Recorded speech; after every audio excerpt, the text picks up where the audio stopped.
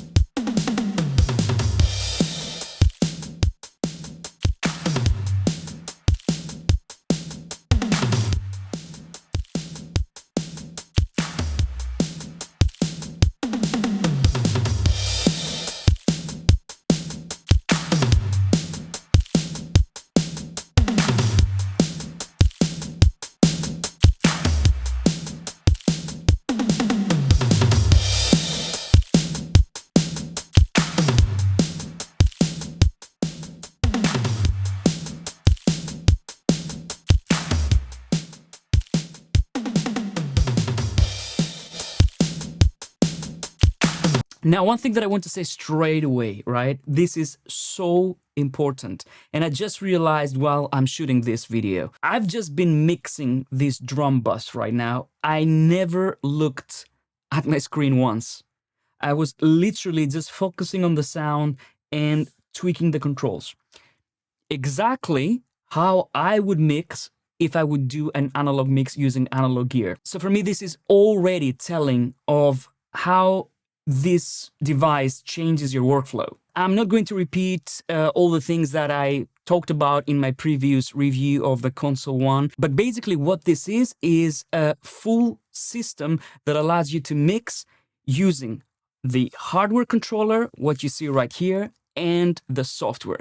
And both of these aspects are equally important, in my opinion, when it comes to the Console1, because the sound is very important. Of course, this is powered by Softube plugins, and Softube plugins, you know me, I love them. I want to get something straight out of the way. This video is not sponsored by Softube. They don't pay me to make this video. They didn't ask for me to make this video, but they did send me a unit, an early unit, so I can try it out and give them some feedback. So keep watching because I have some interesting ideas, let's say, when it comes to Cubase. And I'm gonna start with the build quality. And I have to say, this feels like a premium product.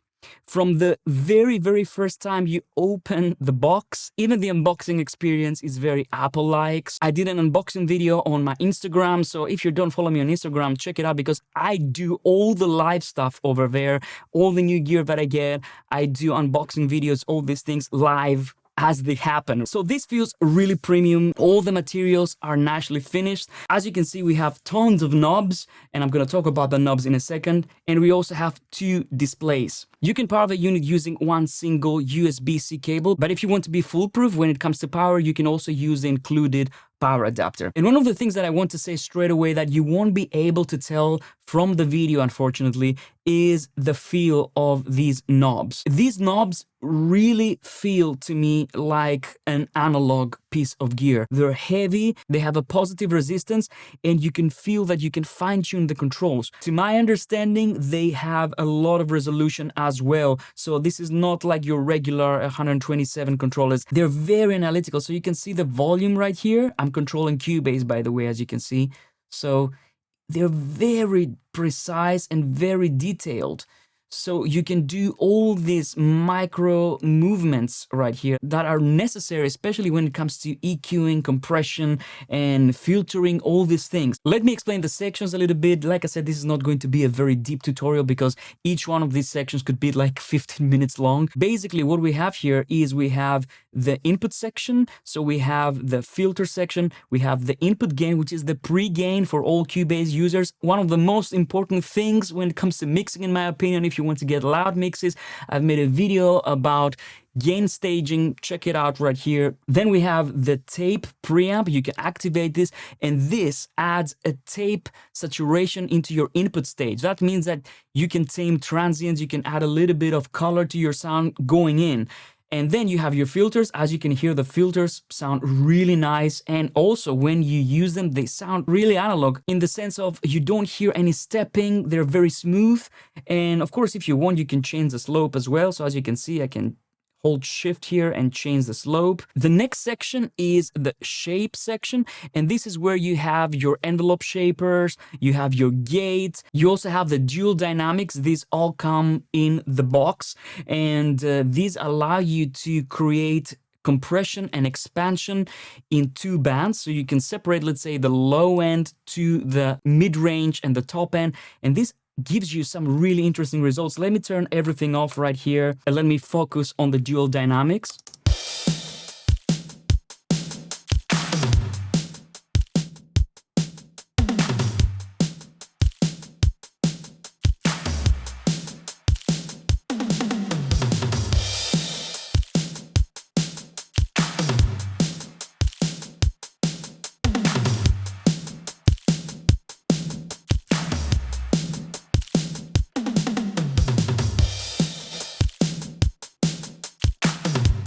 This is a very creative effect, in my opinion. You can get some really interesting effects, especially for drum rooms, for vocal effects like delays and reverbs. Then we have the redesigned gate section with punch and sustain. So let's say I want to add some punch and have a little bit of a tighter sound with the sustain.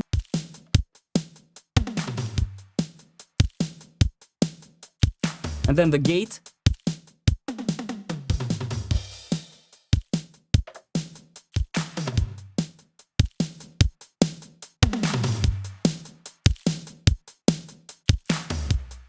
And if you notice, if I want to reset the setting, I just double tap and we get the parameter reset. Now I want to say something else. For any one of these modules, you can choose what kind of effect is going to be populated with. So for example, if I go load strip, I can go and go to, let's say, shape 2, and I'm gonna hit OK. And as you can see, I can select from all these different effects. And I can even have a de-esser here, for example. And as you can see, this is how the plugin looks like right here when I open the display, but you don't have to have this on. For those that haven't watched my previous video about the Console 1, in order for the Console 1 to communicate with Cubase, you have to load the plugin on each one of the channels. And once you do this, of course, it follows the track selection, which is super important for me. You know how much I want this feature.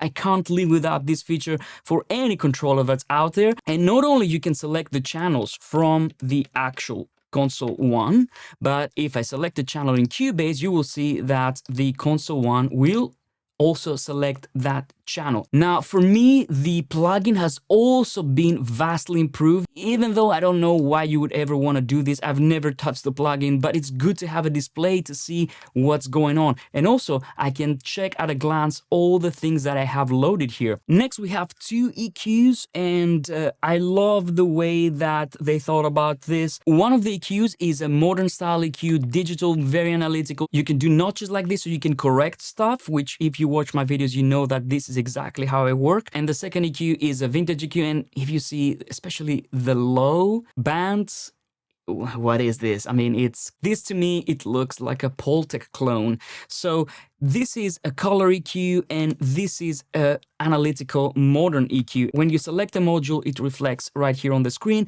and you can have anything you want on the screens. They're completely customizable. Next, we have 2 compressors, and you can use them both at the same time, which is great. Most of the times when I'm mixing drums, I like to have a FET compressor, which is like an 1176 kind of style, so that I can parallel process the drums and add a little bit of body and sustain to them. And then I follow it with a bus compressor, like let's say an SSL or an API. So as you can see here, this is the first compressor. And if I want to change the compressor, I can just hit strip, load strip, select the compressor I want to change, and I can choose from the 3 compressors that we have available: the Opto, the FET, and the bus compressor. And I'm pretty sure that the bus compressor comes from the bus processor. I've made a video about this plugin. This is very cool that this compressor is included right here, because I love this compressor. And the second compressor, I'm going to activate it, and this is my bus compressor. When it comes to the screens, like I said, you can customize them exactly how you want. If I play this now, this is in adaptive mode, which means it's going to default to whatever you're controlling, but I can have it in view meter mode. I can have it in shape mode. I can show the EQ, the compressor. The last section is the drive section, and to my understanding, this also comes from the bus processor. And this has drive, it has the character, and right here we also have the panning and the width.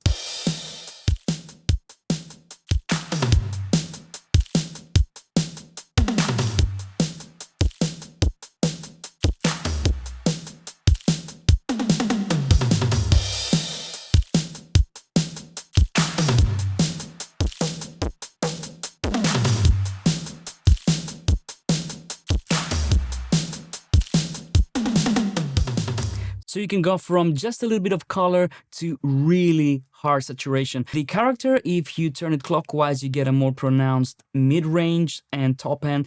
And if you go counterclockwise, you get more saturation in the low end. And the drive works also great with 808s, sub basses. It adds quite a bit of character there. Another thing that you can do is you can control your sends, and we have 6 sends that you can control with the Console 1 MK3. So if I select send, I have my revelation in my drum bus right here. So let's add a little bit of reverb.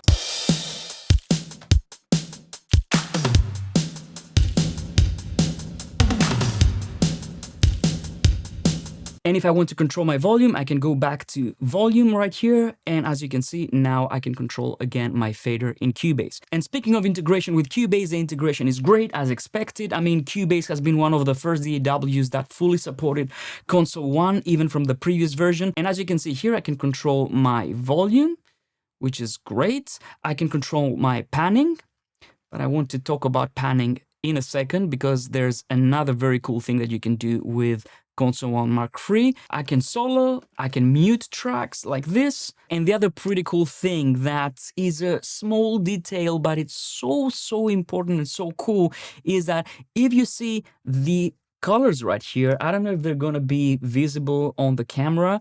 they follow the color inside Cubase. So as you can see, my kick drum is red, my snare is green, my claps are blue, and so on and so forth. And one thing that I want to give you if you're a Cubase user is if you have Console1 on the same slot on each channel, you can select multiple channels like what I have here, kick, and I'm gonna hit shift and go to kit. And now I have selected all of them. And what I can do is I can hold Alt or Option and Shift. And if you hit bypass, you bypass all the channels at once. Check it out.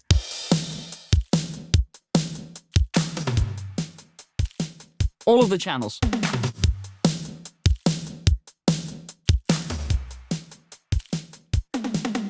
I want to talk about another effect that you can find in the Console1 MK3, and it might go unnoticed, but I think it's really cool. The Core Suite Panner. Let me bring up the plugin as well so that you can see how it looks like. Let's listen. Regular panning.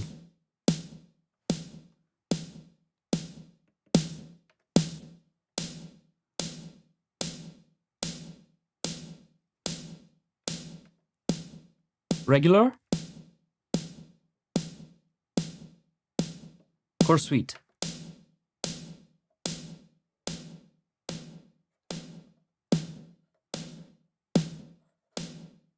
Let's do a sweep.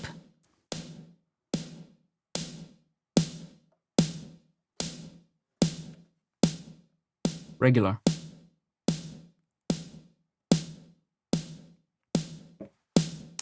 So you can tell it's a very different experience. This sounds very three-dimensional. And I think that this is a great way to position different instruments in the stereo field. As you can tell, I'm very excited about the Console1 Channel MK3, but I also want to give Softube my feature requests as a user for a long time. And let me say straight away one thing for all Cubase users out there, okay?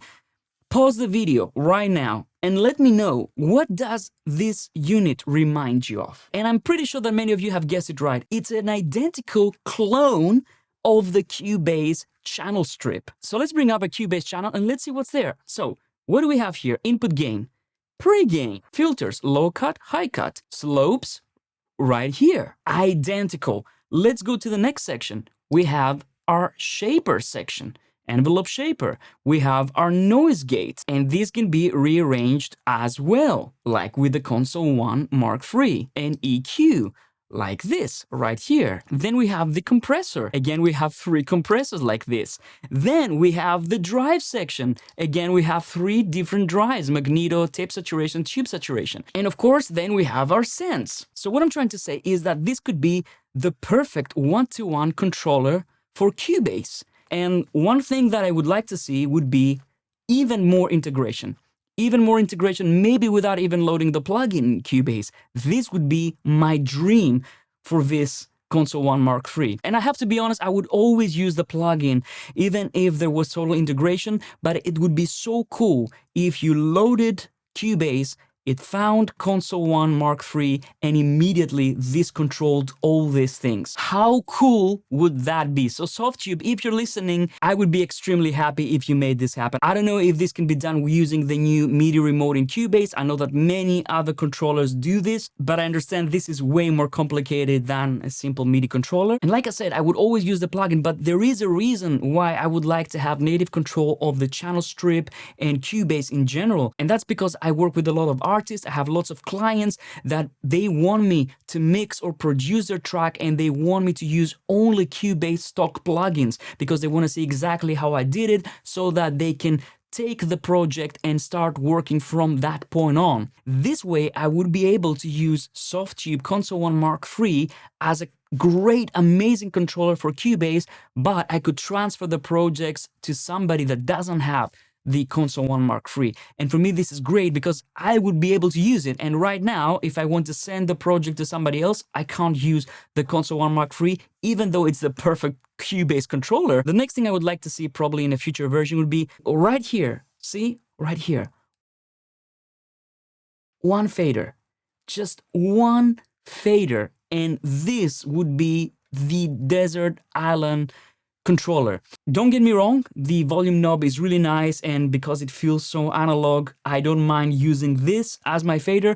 But if we had one fader right here, this would be so cool, because now I have to bring back my CC121 just to get that one fader that follows the track selection in Cubase. And Console1 MK3 does that. I would love to have a fader like this. Just one fader, one fader. And the other thing that I would like to see is support for more plugins.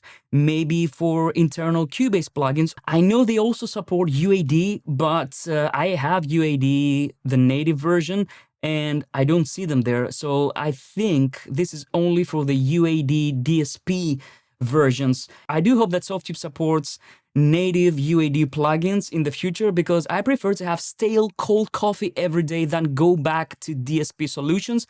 I'm gonna make a video about this. That's why I've been avoiding UAD plugins for so long, but now they're native, so all good. And yeah, I would like to see support for more plugins. Why not? This is a great system, and it can only benefit from having more control over more plugins. So in a nutshell, who is this Softube Console1 MK3 for? If you're serious about mixing, you can't go wrong with this thing. It has everything you need: EQs, compression, drive, the shapers, the tape saturation, pre-gain, high cut, low cut. You can mix an entire album with this, and the only thing you would need is special effects like delay and reverb. The integration with Cubase is fantastic, no problems. It's just plug and play. Once you insert the plugin in the channels, it works straight away. If you don't want to be looking at your screen where mixing, this is a great thing to have, because it really allows you to do this. I wouldn't say that if that wasn't true.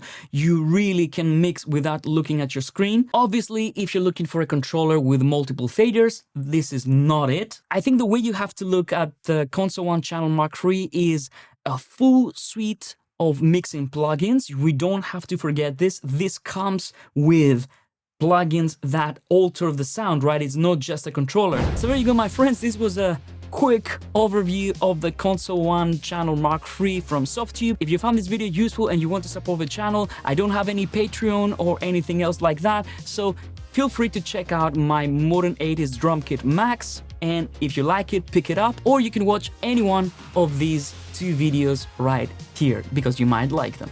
Thank you so much for watching, and I'll see you on the next one, my friends. Bye-bye.